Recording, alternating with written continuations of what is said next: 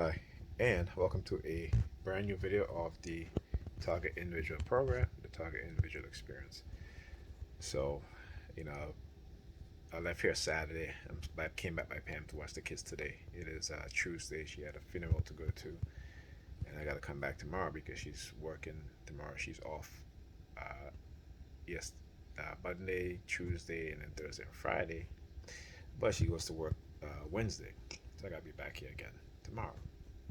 Now, Ash did a video where I've shown you guys how I've cleaned down the table in her kitchen. I came in this morning. You know, the kids, I guess, didn't put the pizza in the garbage bag properly, so it was all on the garbage can and stuff like that. She just left it like that. Left it like that. Okay. And I know it's been there since Saturday because when I spoke to from Sunday, because I spoke to my daughter on Sunday, she was like, she's having pizza, leftover pizza. So the fact that she just, I guess because she saw that I was about to make a video, so she actually cleaned it up and put it in the garbage, which is kind of ridiculous. You have to, that the fact that you have to, because you think I'm going to do a video on it, that you end up picking it up and clean it up. But anyway, I'm showing you guys how clean on her table in the kitchen. Every time I clean on her table, she always, she has a desk in her bedroom for crafting, right? But it's messy as hell, okay? And she won't clean it up. And so whenever I clean it on the table, then she starts crafting on the table, okay? She never craft until I clean up, until there's a clean space that I created, right? Now all of a sudden, she wants to clean up. So check this out. Again, now I spent 2 hours cleaning on this table, okay? And looking right now. Look at the state. Look. Look at the state. Okay? All she can think about is, you know, going out, what have you. And, she went out Saturday, and it was, I always knew, like I said, she does this all the time. She went on Saturday. She had her friend watch the kids. They got back in the house. I called to speak to the kids. She like, oh, we just, she's like, oh, we got in a while ago, you know, and such. So I'm like, okay, fine, whatever. So she was on the phone with her mother. I'm like, okay, whatever. I spoke to the kids on Sunday. Then I noticed that when I was speaking to Alyssa, she picked up the phone, to speak to Alyssa. Now, to speak to me, okay? And every time I'm speaking to the kids over the weekend, she's picking up the phone to speak to me, right? She wouldn't call me, But of course, because, I didn't call her, because I knew how she was going to act anyway. I would say whenever she goes out, what have you, uh, um, she don't call me anything like that to say, hey, how you doing, such and such, Unlike me, where I'm like, hey, how you doing, how they go, what have you. So she hasn't called me. So I haven't called her either. So yesterday I was speaking to the kids, speaking to Alyssa on Ethan's phone. She picked up Ethan's phone. She's like, "Hey, what time are you coming tomorrow? I got a funeral, have you?" So I'm like, "Okay." So the only time she wants to speak to me is because I told her I was gonna watch the kids to go to this funeral, which is fine. You know what I'm saying? I already made that, gave her that answer that I'm gonna watch the kids while she go to this funeral. And so, you know, all of a sudden, this morning she's like, "Oh, how are you? How you doing?" Or have you? I'm like, I didn't answer her because she doesn't really care how I'm doing. She just basically the fact that because I'm gonna watch the kids first, the only reason why she's asked me those questions. I didn't answer. I didn't answer at all.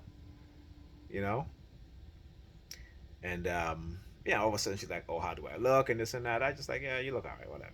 You know what I'm saying? Like, don't ask me questions. How do you look? Or such. If you, don't do that.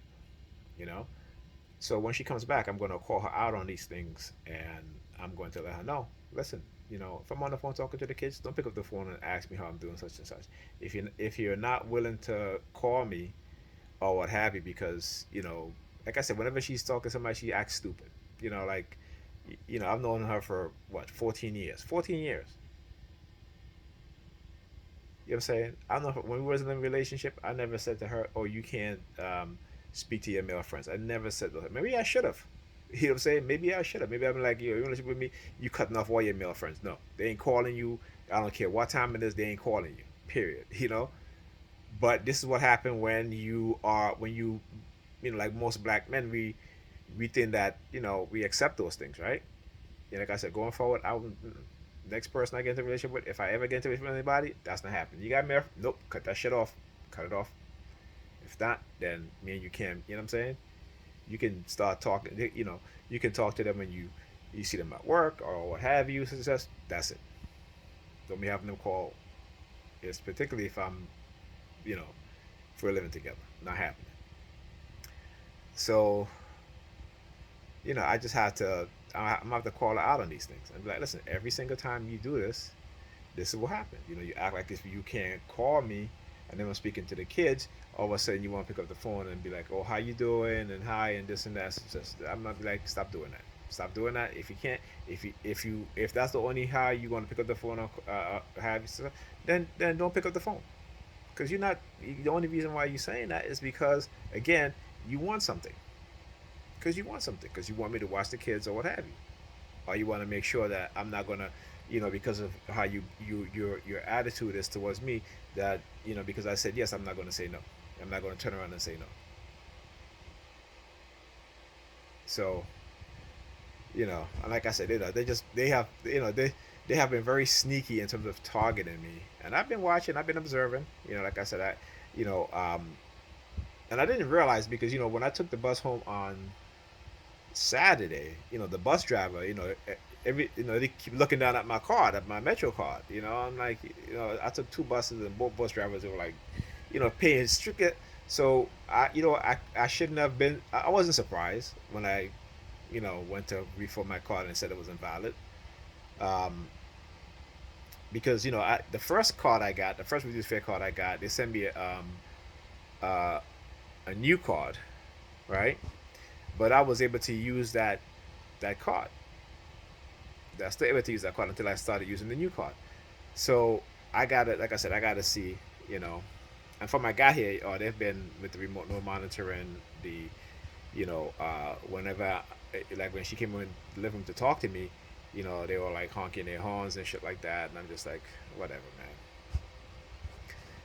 man. And, you know, it's just really really incredible that this shit has been going on for so long.